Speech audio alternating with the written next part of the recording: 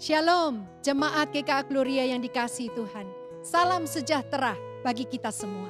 Kami menyambut Bapak, Ibu, Saudara-saudari untuk beribadah melalui channel ini. Dimanapun saudara berada, kami percaya kasih Tuhanlah yang menyatukan dan menaungi kita. Biarlah marilah kita mempersiapkan hati untuk mengikuti ibadah pada hari ini. Biarlah kita mengalami hadirat Tuhan melalui ibadah ini. Tuhan Yesus memberkati.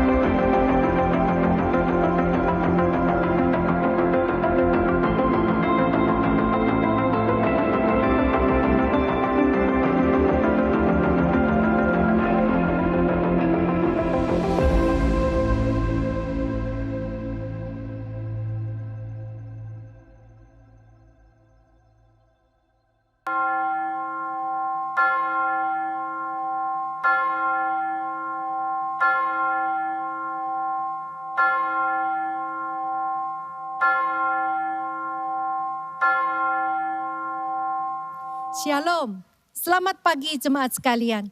Kita bersyukur setiap kita telah dipanggil Allah untuk datang menyembahnya hari ini. Mari kita bangkit berdiri dan mengikuti kebaktian ini dengan menghadap hadiratnya yang kudus dengan penuh hormat. Kita akan mengambil waktu hening sejenak di hadapannya.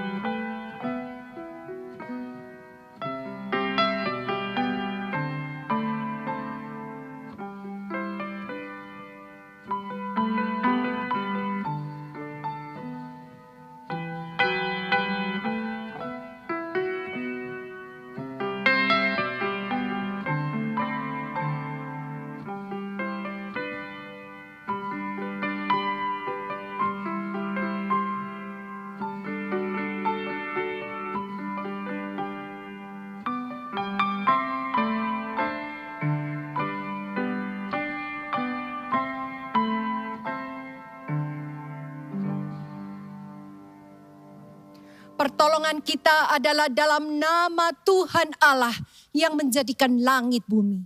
Turunlah kiranya atas kita sekalian kasih karunia dan damai sejahtera dari Allah Bapa, Allah Putra, dan Allah Roh Kudus. Amin.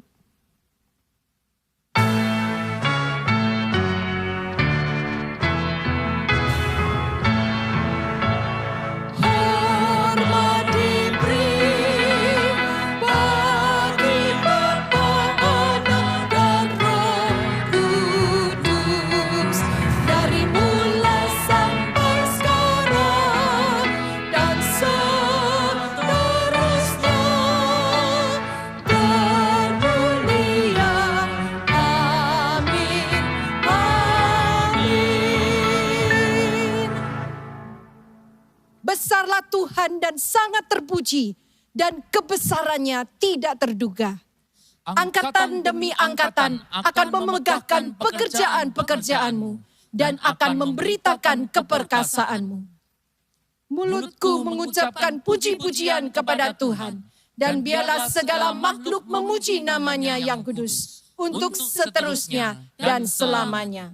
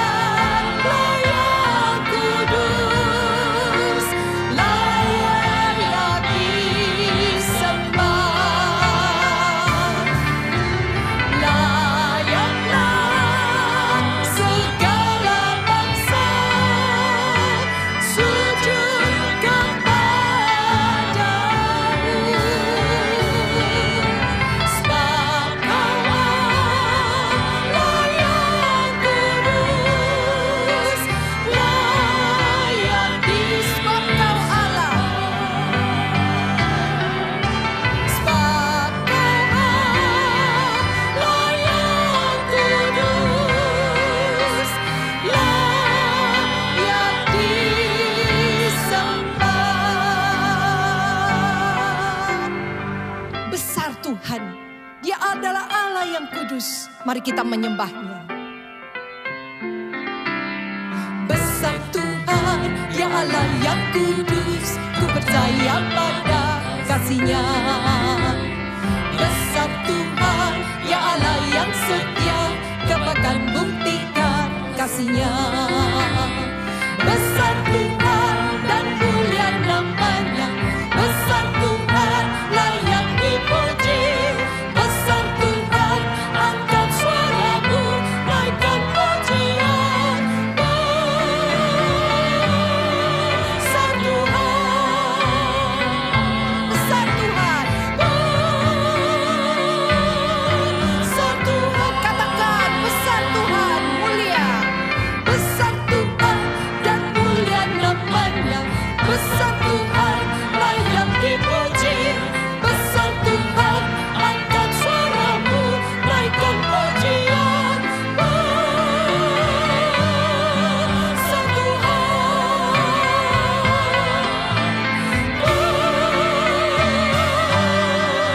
besar Tuhan.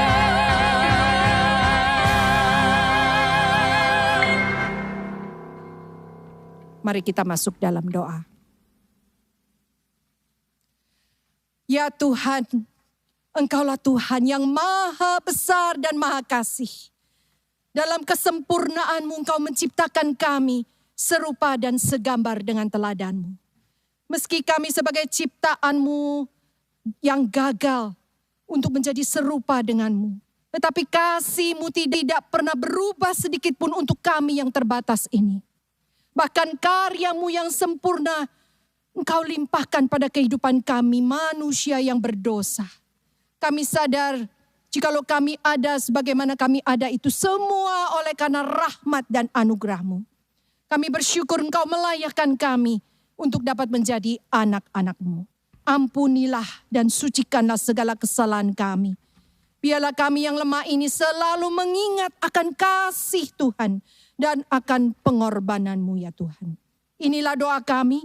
Demi nama Tuhan Yesus Kristus, Juru Selamat kami yang hidup, kami berdoa. Amin. Berita anugerah diambil dari Yohanes 3 ayat 16. Karena begitu besar kasih Allah akan dunia ini, sehingga Ia telah mengaruniakan anaknya yang tunggal, supaya setiap orang yang percaya kepadanya tidak binasa, melainkan beroleh hidup yang kekal. Jemaat dipersilakan duduk.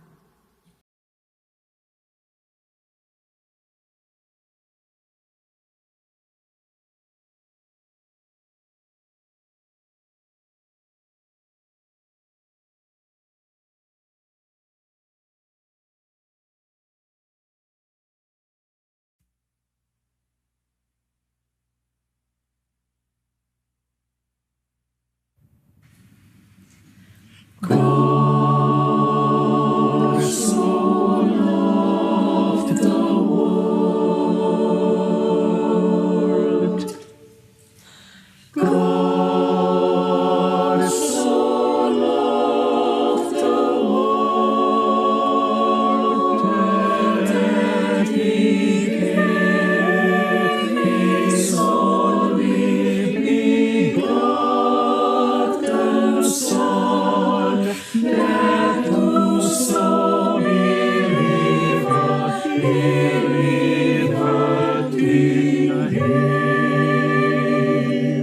should not perish, should not perish, but have everlasting life.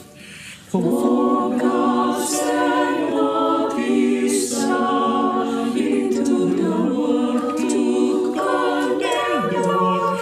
God sent not His Son into the world to condemn the world, but that the world through Him might be saved.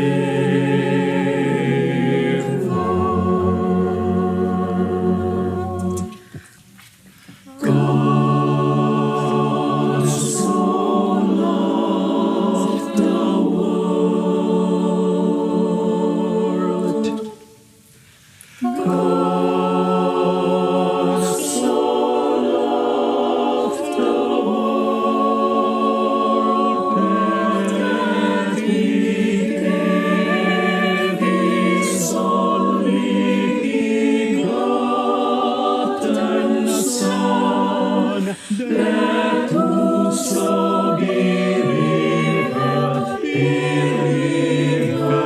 Him should not perish, should not perish, but have everlasting life,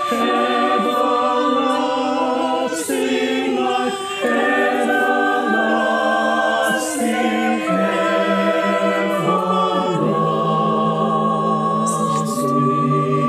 everlasting life.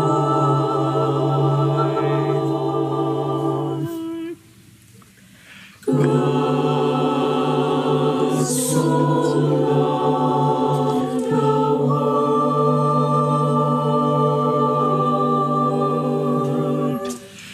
God so loved the world.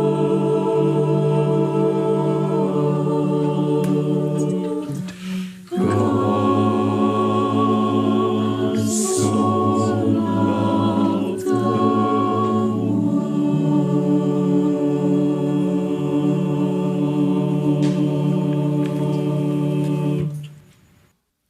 Saudara, kapan terakhir kita mengingat akan kasih-Nya? Marilah kita datang kembali kepada kasih yang mula-mula. Ingat akan kebaikan-Nya di dalam hidup saudara.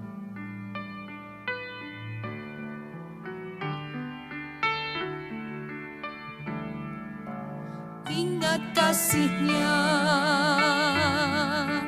ingat kebaikan-Nya,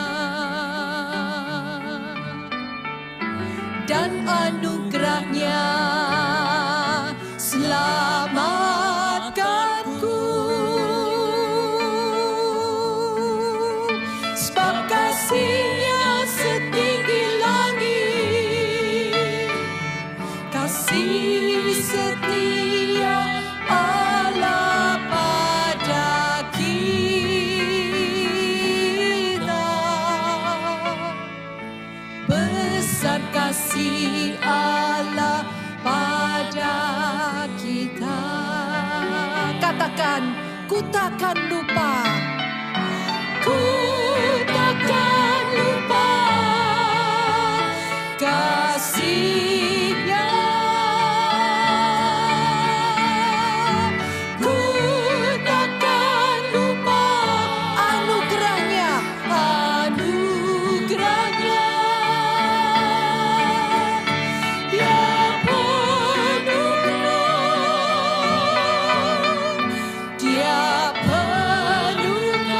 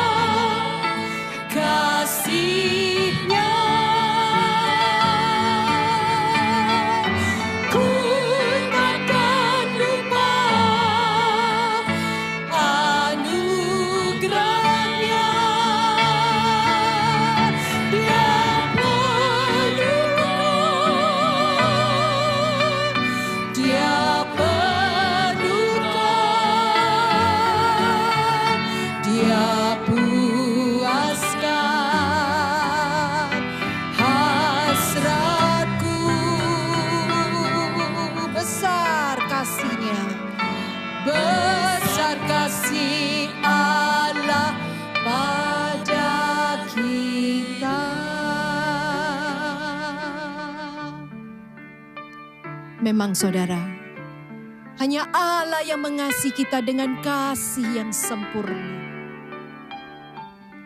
Bahkan tiada seorang pun di bumi ini yang dapat menandingi kasih-Nya yang begitu besar.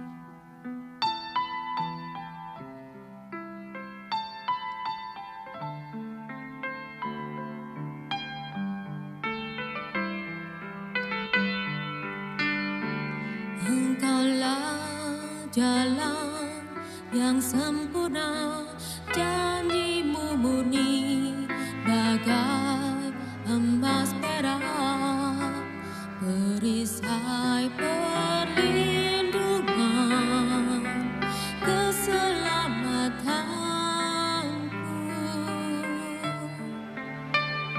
Engkaulah jalan kebenaran, dalam kasih-Mu ada kehidupan, penolong yang setia di dalam kesesakan.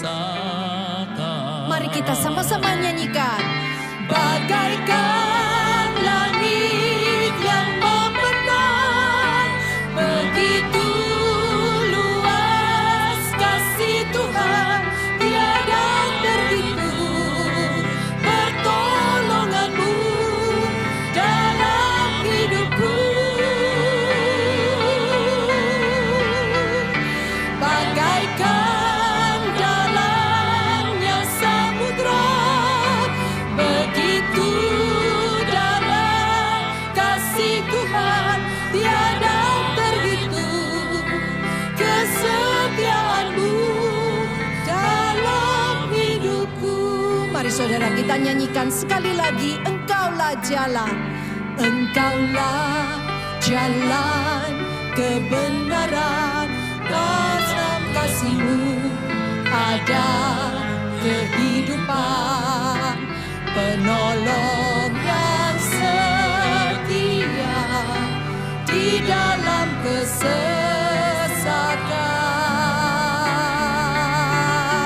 Bagaikan langit yang membentang, begitu luas kasih Tuhan, tiada terhitung pertolongan-Mu dalam hidupku. Mari kita bangkit berdiri, kita nyanyikan. Bagaikan dalamnya samudra, begitu dalam kasih Tuhan, tiada terhitung tiada terhitung, tiada terhitung tiada terhitung, tiada terhitung kesetiaan-Mu dalam hidupku.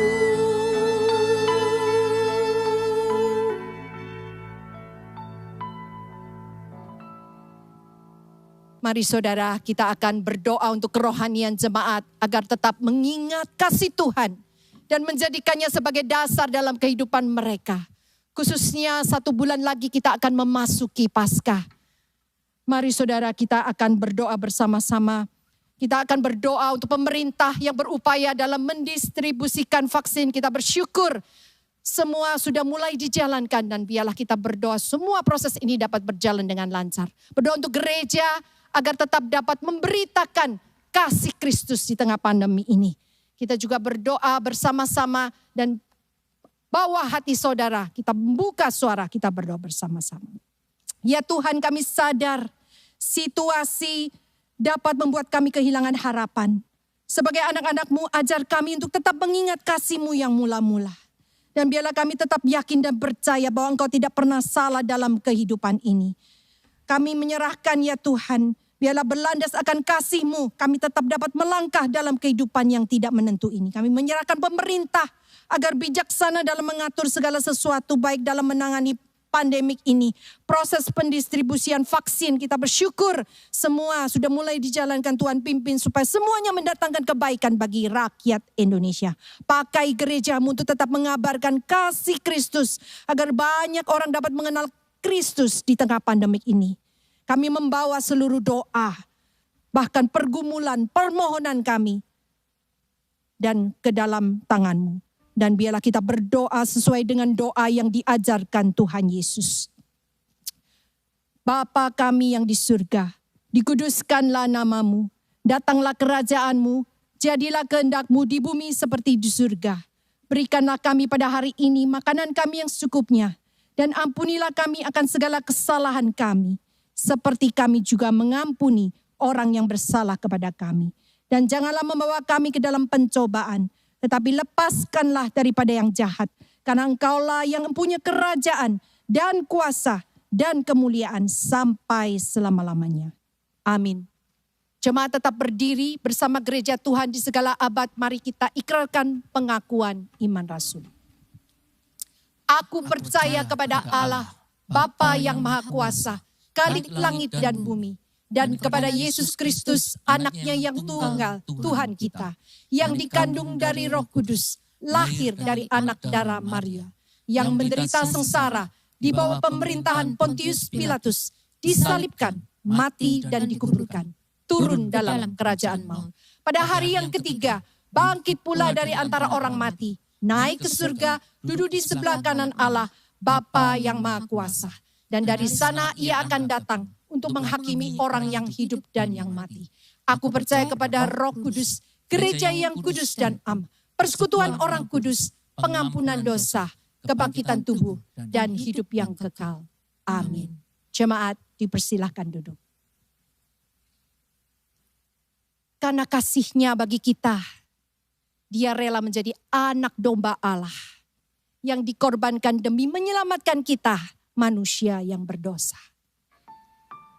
Pujian ini yang akan kita nyanyikan sambil mempersiapkan hati untuk masuk dalam firman Tuhan. Pujian ini adalah tema menjelang Paskah mendatang. Marilah kita menghayati akan kasih-Nya.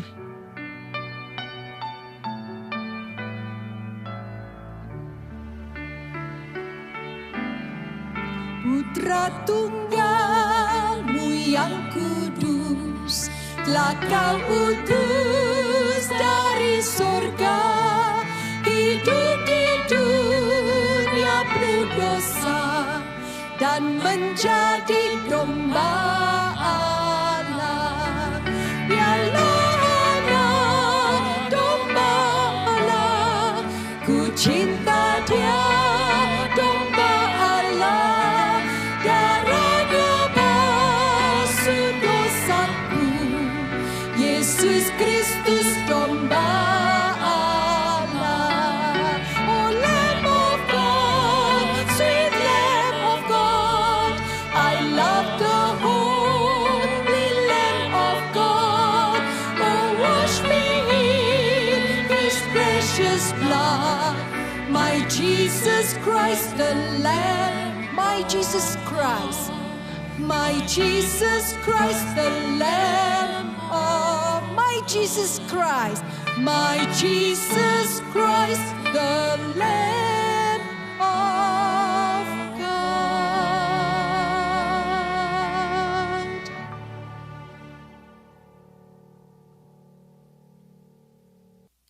Jemaat yang dikasihi di dalam Tuhan, selamat pagi, selamat beribadah kembali dimanapun kita berada. Sebelum kita mendengarkan firman-Nya, marilah kita bersama-sama berdoa terlebih dahulu. Kepadamu ya Tuhan, kami menyerahkan ibadah ini ke dalam tangan-Mu. Firman-Nya akan kami dengar hanya melalui pertolongan Roh Kudus yang membuat kami bisa mengerti dan menerapkan dalam kehidupan kami. Pimpin dari awal sampai akhir. Di dalam nama Tuhan Yesus Kristus kami berdoa. Amin. Jemaat yang dikasihi di dalam Tuhan, kita akan membaca firman Tuhan dari Injil Yohanes pasal yang ketiga, ayat 14 hingga 18 saja. Injil Yohanes pasal 3 ayat 14, dan sama seperti Musa meninggikan ular di padang gurun, demikian juga anak manusia harus ditinggikan, supaya setiap orang yang percaya kepadanya beroleh hidup yang kekal. Karena begitu besar kasih Allah akan dunia ini, sehingga ia telah mengaruniakan anaknya yang tunggal, supaya setiap orang yang percaya kepadanya tidak binasa, melainkan beroleh hidup yang kekal. Sebab Allah mengutus anaknya ke dalam dunia bukan untuk menghakimi dunia, melainkan untuk menyelamatkannya oleh Dia. Barang siapa percaya kepadanya, ia tidak akan dihukum. Barang siapa tidak percaya, ia telah berada di bawah hukuman, sebab ia tidak percaya dalam nama anak tunggal Allah. Sampai di sini pembacaan firman Tuhan. Berbahagialah setiap orang yang memelihara firman dan melakukan dalam kehidupannya. Saudara, ada satu pertanyaan yang sering dipertanyakan begitu ya, di dalam bahasa Inggris bunyinya demikian.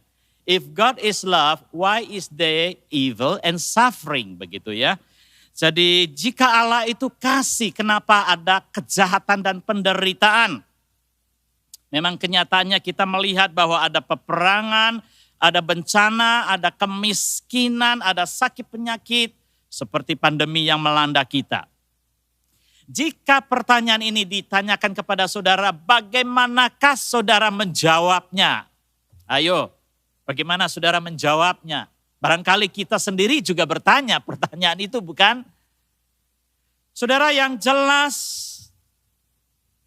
penderitaan dan kejahatan yang ada di dalam dunia itu bukan berasal dari Allah.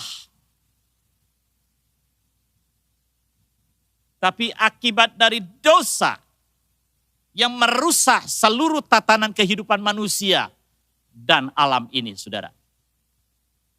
Jika saudara pernah melihat kotak hitam dan putih begitu ya, atau warna putih dan hitam di budaya Bali sering ketemu ya, mereka menyebutnya itu kain koleng begitu ya.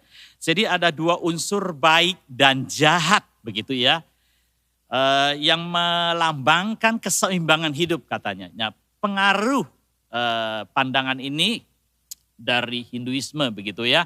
Jadi mereka menganggap kedua unsur ini baik buruk ya, gelap terang memang berlawanan satu sama lain. Tetapi mereka itu membentuk satu keseimbangan hidup begitu saudara. Nah, pandangan ini hampir sama dengan budaya Tionghoa, Yin Yang begitu ya. Jadi dua unsur yang berbeda atau berlawanan ya, misalnya baik, buruk ya, panas, dingin, siang dan malam ya, terang dan gelap dan sebagainya. Nah, mereka juga percaya dua unsur yin yang ini sebagai dasar satu kebenaran untuk memahami tentang alam semesta dan seluruh isinya begitu ya. Mereka percaya bahwa segala sesuatu itu dikendalikan oleh yin yang, dua unsur ini begitu ya. Jadi secara otomatis tidak ada perubahan-perubahan. Mereka tidak percaya ada ilmu gaib atau supernatural, saudara. Jadi mereka hanya percaya bahwa alam ini akan terjadi begitu saja secara alamiah. Silih berganti, buruk dan baik, gelap terang dan sebagainya. Tetapi di dalam ajaran kita tidaklah demikian, saudara. Kita percaya apa yang dikatakan di dalam Alkitab. Jadi sejak Adam dan Hawa jatuh ke dalam dosa, tidak ada sesuatu yang baik lagi. Seperti yang dikatakan di dalam Alkitab bahwa ketika manusia jatuh ke dalam dosa, maka manusia kehilangan kemuliaan Allah, kehilangan kebaikan, dan tidak ada yang baik di dalam dunia ini. Tapi yang aneh adalah saudara, ya, kita melihat apa yang dikatakan di dalam Injil Yohanes. Kasih Allah pada dunia ini. For God so loved the world. Terjemahan dalam bahasa lain dikatakan karena Allah begitu mengasihi dunia ini. Yang mau ditekankan di sini adalah aktif atau kata kerja. Sama seperti di dalam bahasa Mandarin. Sangti ai seren. Jadi Allah punya inisiatif, Allah punya kehendak untuk mengasihi dunia ini. Bukan permintaan siapa-siapa.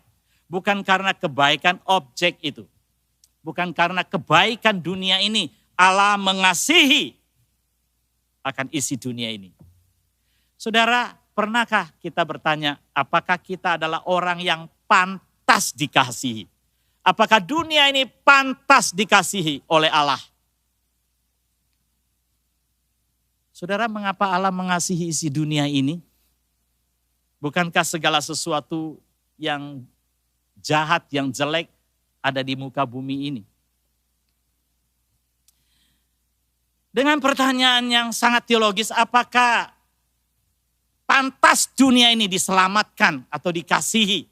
Dan mengapa Allah mengasihi isi dunia ini?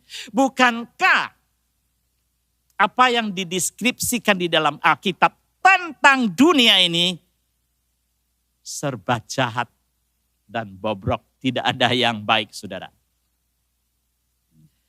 Coba saudara perhatikan di kitab Kejadian pasal 6 ayat 5. Di situ dikatakan kejahatan manusia di muka bumi ini sudah memuncak sehingga Allah memusnahkan mereka dengan air bah. Perhatikan kitab Kejadian pasal ke-7. Saudara, tidak sampai di situ, kejahatan manusia masih merajalela setelah air bah. Maka Allah akan memusnahkan Sodom dan Gomora. Awalnya Abraham keberatan dan tawar-menawar dengan Allah.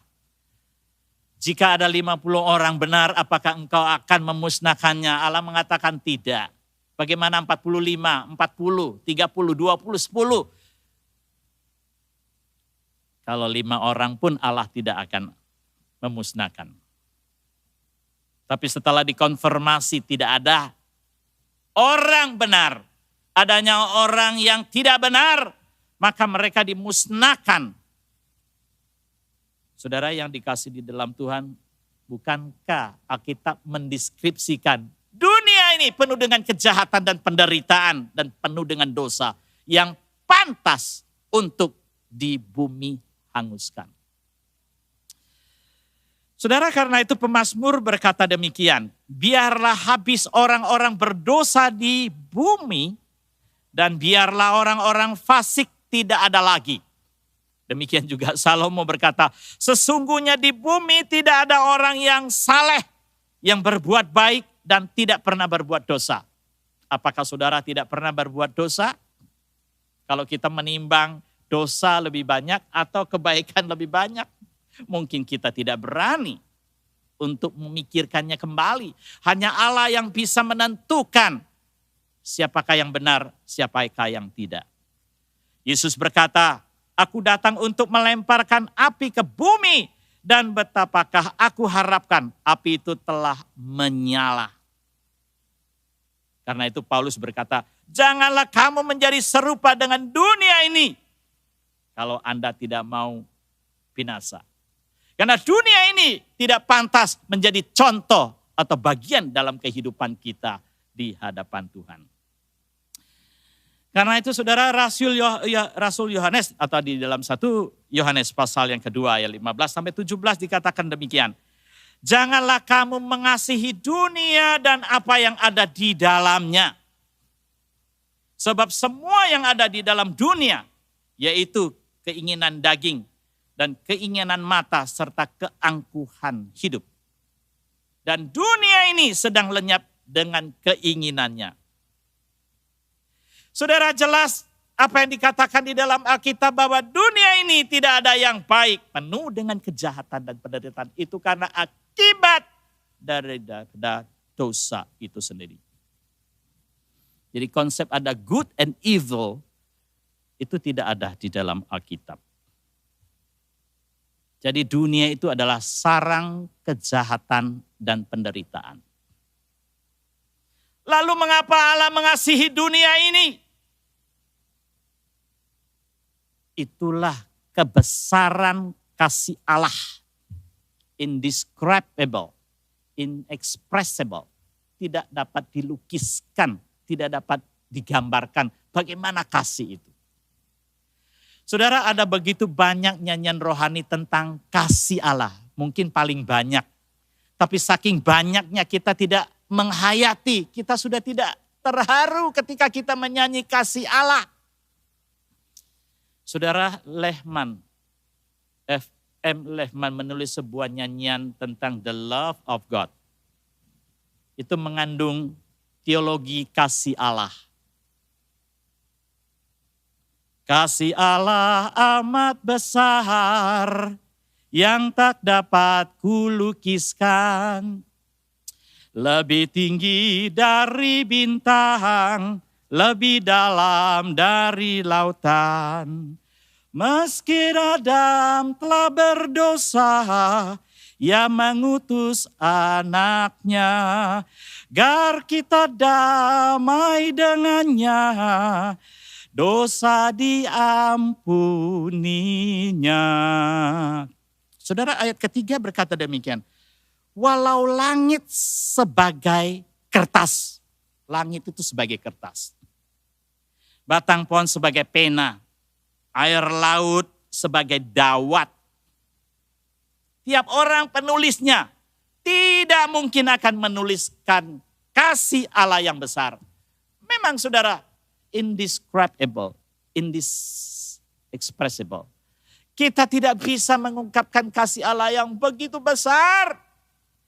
Itulah yang dimaksudkan Injil Yohanes, begitu besar kasih Allah akan dunia ini. Karena dunia ini tidak pantas dikasihi, yang pantas adalah dimurkai dan dihukum. Karena itu saudara, kita sebagai anak-anak Tuhan seharusnya bersyukur kepada Tuhan. Apapun keadaan kita, dalam penderitaan paling susah pun, kita tetap harus bersyukur kepada Tuhan. Karena di situ masih ada anugerahnya yang spare, ya, atau mereserve kehidupan kita.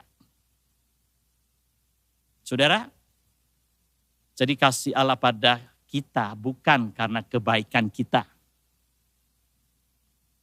Bukan karena kesalehan kita, bukan karena kepintaran kita, bukan karena kita rajin ke gereja.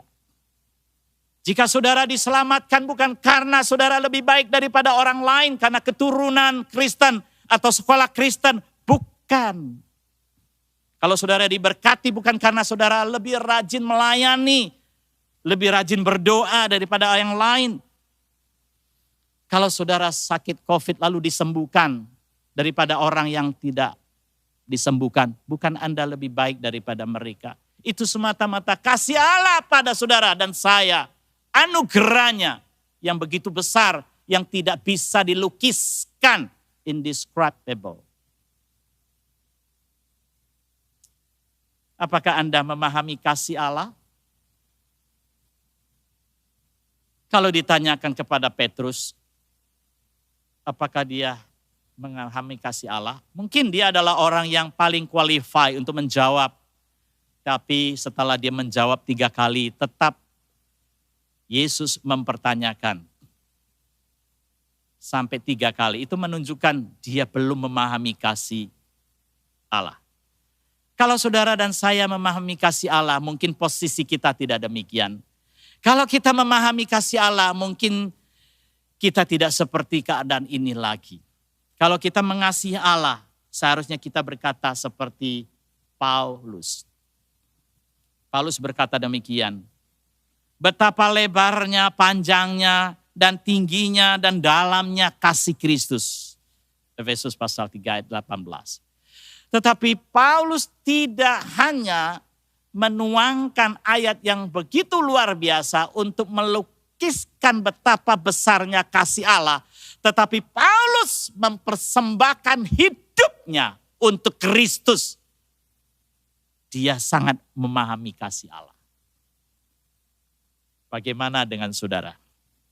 Apakah kita memahami kasih Allah seperti yang Paulus saksikan itu? Saudara, itu hal yang pertama. Allah mengasihi dunia ini bukan karena kebaikan dunia ini, tetapi semata-mata kasih-Nya yang besar. Saudara, yang kedua kita akan bicara tanda kasih Allah. Allah membuktikan kasih-Nya dengan mengaruniakan anaknya yang tunggal itu. Ini bicara apa saudara? Ini bicara kualitas kasih, bobot kasih. God himself sacrifice. Jadi Allah sendiri yang berkorban untuk orang lain. Kalau saudara dan saya kalau berkorban mati-matian, ngoyo ya, entah itu bekerja atau apapun, itu ada hubungannya dengan kepentingan diri kita sendiri. Biasanya begitu ya.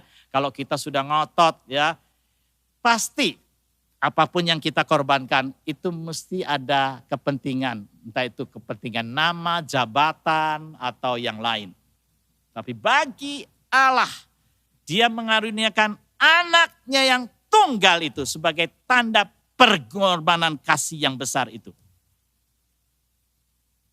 Kita berpikir bahwa kalau pengorbanan itu dari saya, dari diri saya, itu dari jasa saya, saudara. Itu kepercayaan agama yang lain. Usaha sendiri, kesalehan sendiri, ya, perbuatannya yang diperhitungkan. Nothing, saudara. Kita di hadapan Tuhan tidak ada. Di mata Tuhan kita ini no value. Tidak ada nilainya. Seperti skam, saudara, tidak ada gunanya. Seperti bunga rumput. Tapi Allah ingin mengaruniakan anaknya yang tunggal. Itu sebagai tanda bahwa Allah rela memberikan anaknya yang tunggal. Ya, dengan kasih, pengorbanan yang sesungguhnya.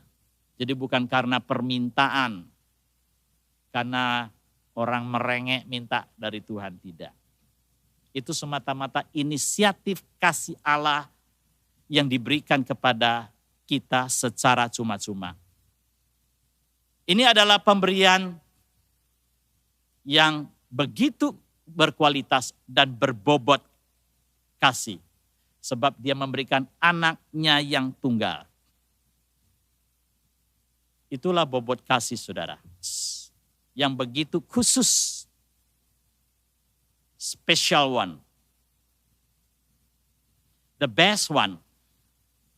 The greatest one. The only one. Atau nothing better than this one.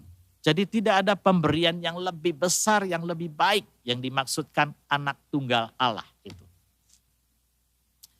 Saudara yang dikasihi di dalam Tuhan, apakah yang bisa kita bandingkan? Tidak ada. Walaupun bagaimana manusia ingin membuktikan kasih setianya, tidak akan sebanding dengan kasih Allah. Saudara, ada satu cerita ya. Sekarang ini trendy kalau jodoh atau pernikahan itu dari medsos itu cepat sekali, saudara. Nah, saudara, saya pernah membaca begitu ya. Ada satu kisah suami istri yang baru saja menikah. Tapi malam itu juga mau bercerai. Kenapa, saudara? Karena setelah menikah pada malam itu ya, mereka berkenalan di medsos, lalu ketemu, lalu menikah. Dan malam pertama ya suaminya itu merasa curiga begitu. Karena di tubuh istrinya yang baru dinikahi itu ada tato begitu. Lalu dia tanya, kok ada tato begitu? Awalnya dia merasa agak ngeri gitu ya. Tapi ya sudahlah, karena sudah menikah mau apa lagi. Dia tanya, itu tato apa itu? Dia bilang nama. Nama siapa? Nama teman. Loh, kok nama teman ada di tato tubuh Anda? Terus didesak-desak, akhirnya dia ngaku, oh itu nama mantan pacarnya. Jadi dulu mereka pernah berpacaran, saling berjanji, saudara ya, hidup semati begitu ya. Lalu namanya ditato oleh pacar mantannya ya. Lalu nama pacar mantannya itu juga ditato oleh dia begitu. Tapi akhirnya buyar, saudara. Jadi tatonya masih tetap ada, tapi kasihnya sudah buyar, janjinya sudah buyar. Saudara, itulah kasih manusia, bobot, bebet, bibit manusia itu tidak ada artinya. Hanya kasih Allah yang berbobot, kasih Allah yang sungguh-sungguh dapat dibuktikan Melalui pemberiannya Tuhan Yesus Kristus sebagai anak tunggal yang dikaruniakan, itulah yang terbaik buat kita semua.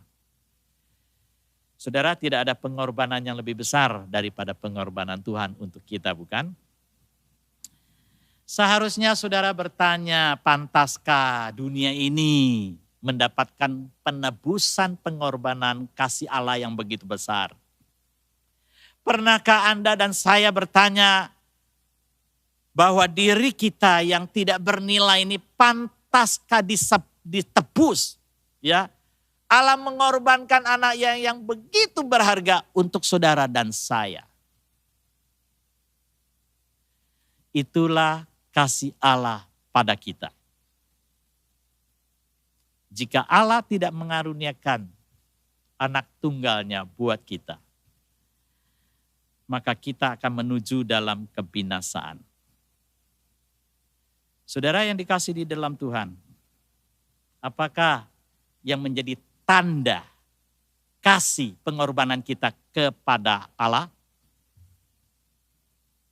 Tanda kita memahami kasih Allah.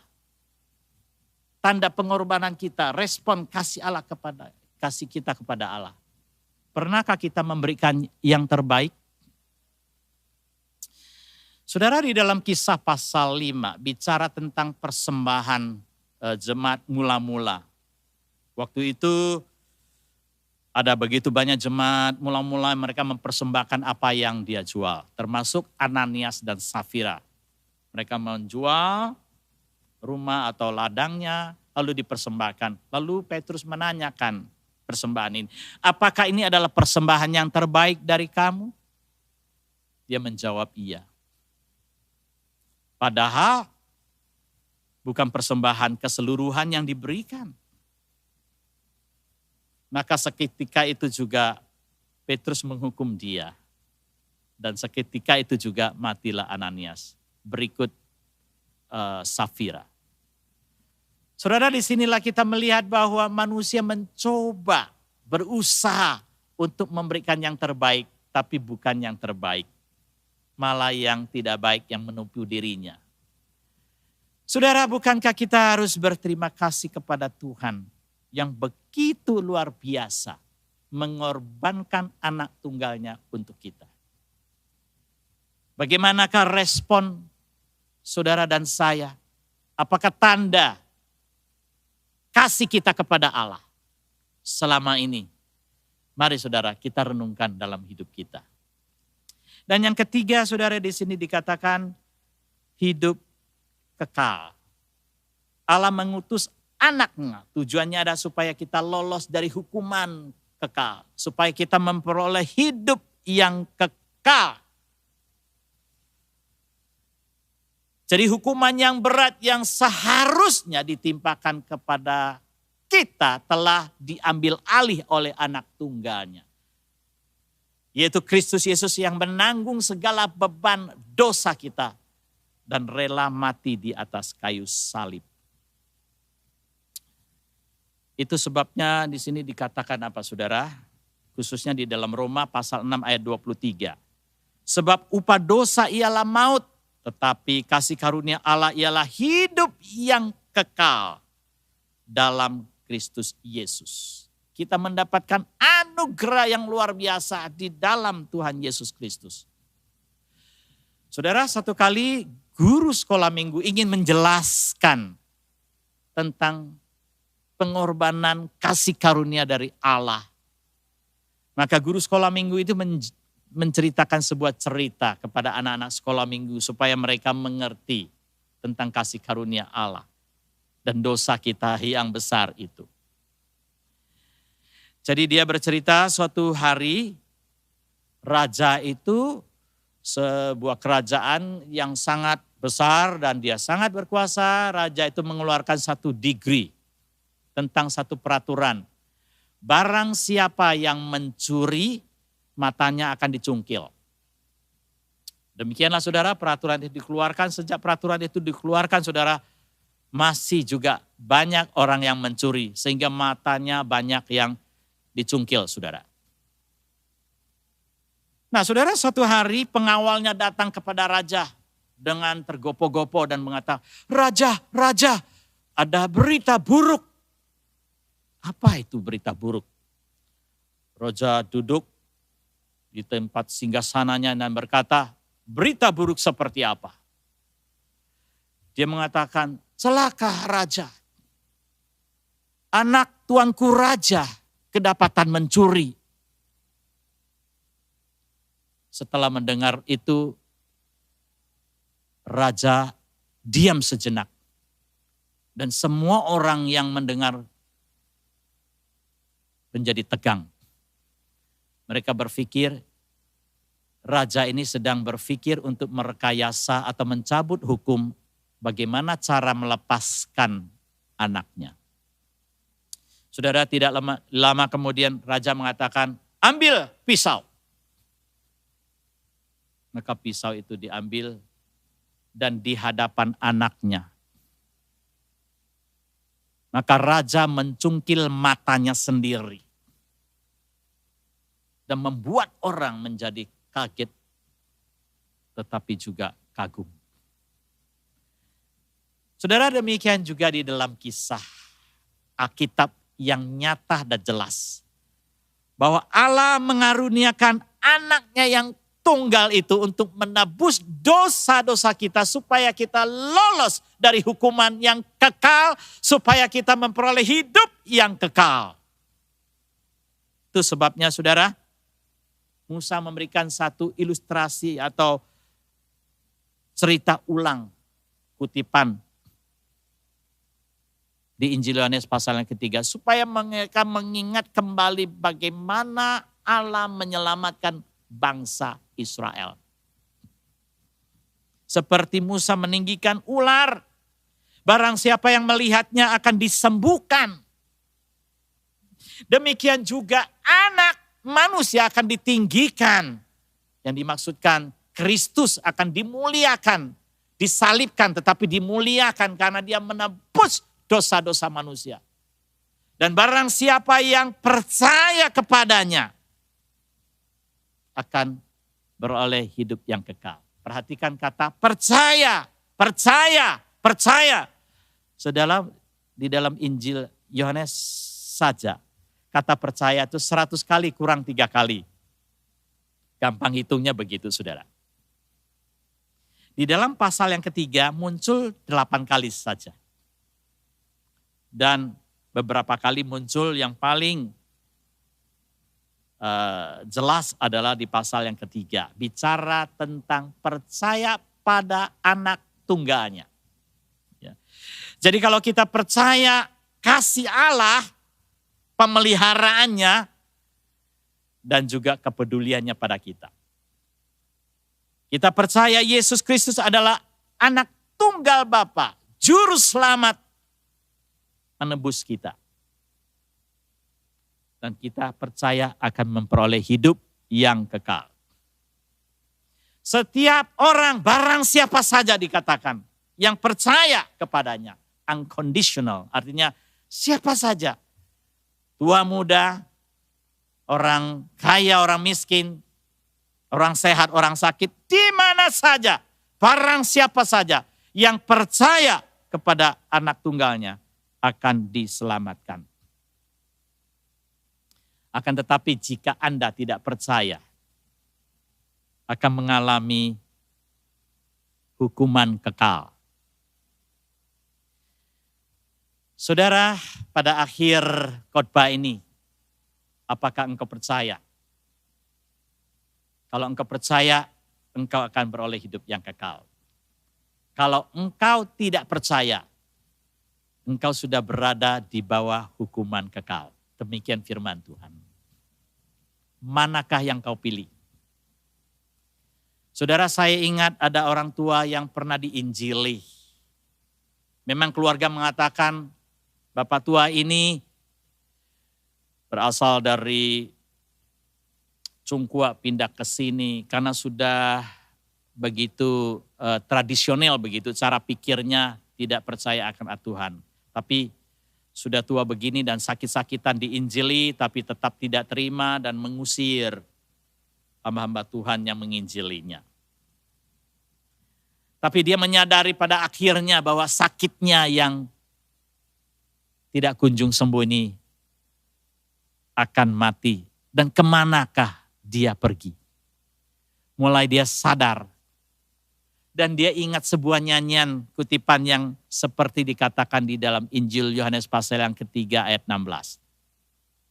神爱世人，甚至将他的独生爱子赐给他们，叫一切信他的不至灭亡，不至灭亡，反得永生。 Lagu ini sudah mengetuk pintu hatinya sehingga dia mengatakan, cepat tolong panggilkan hamba Tuhan, mendoakan saya dan saya ingin percaya supaya beroleh hidup yang kekal. Dan lagu ini, ayat ini, firman hari ini berlaku untuk Anda. Jika Anda percaya, Anda diselamatkan. Maukah Anda? Mari kita berdoa. Bapa kami yang ada di dalam surga, terima kasih untuk pemberitaan firman hari ini. Kami adalah orang-orang yang berdosa, termasuk dunia ini yang penuh dengan kejahatan yang tidak pantas Engkau kasihi. Namun Engkau menyatakan kasih-Nya kepada kami. Betapa besar kasih-Nya yang tidak dapat kami lukiskan. Berkati firman-Mu, berkati juga saudara kami yang mungkin hari ini yang mau percaya Yesus Kristus sebagai Tuhan dan Juru Selamat. Terimalah mereka sebagai anak-anak-Mu. Biarlah mereka memperoleh kehidupan kekal di hadapan Engkau. Terima kasih ya Tuhan. Berkati firman-Mu, berkati setiap jemaat-Mu. Di dalam nama Tuhan Yesus Kristus kami berdoa. Amin.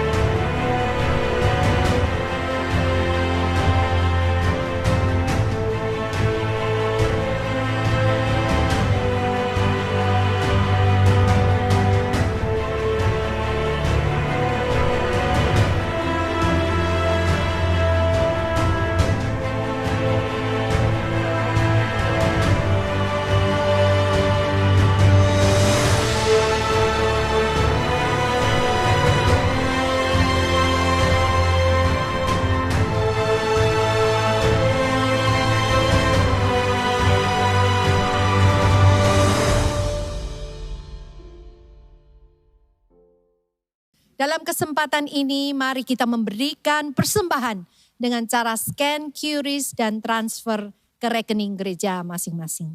Kiranya Tuhan memberkati persembahan kita.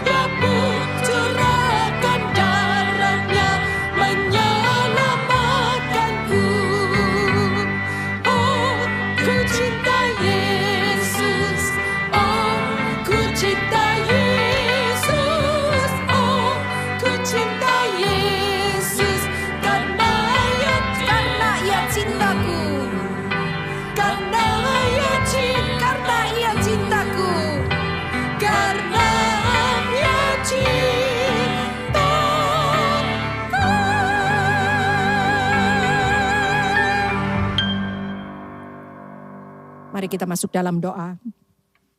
Terima kasih ya Tuhan atas cinta-Mu, kasih-Mu, pengorbanan-Mu sehingga Engkau rela memberikan anak-Mu yang tunggal demi kasih-Mu bagi kami.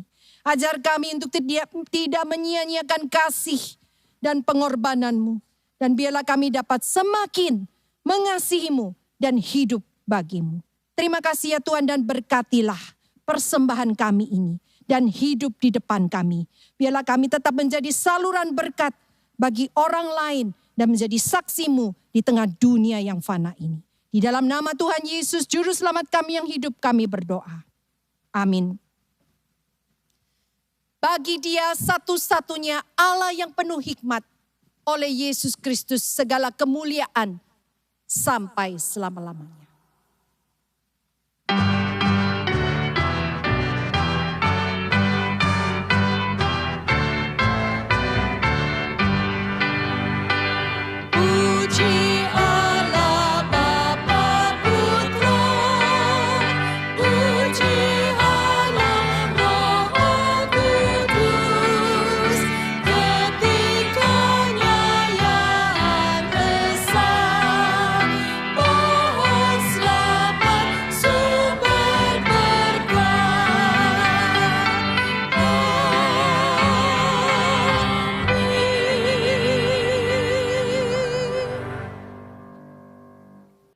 Jemaat yang dikasihi di dalam Tuhan, arahkanlah hati kita dan terimalah berkat-Nya.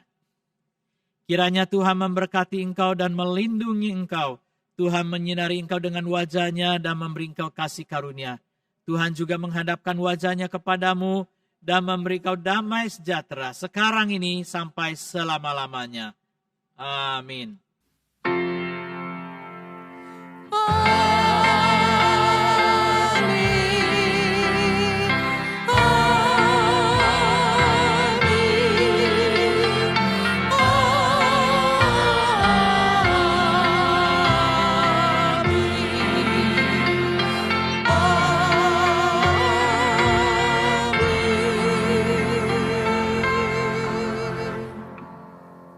Doa teduh, kebaktian selesai. Tuhan memberkati.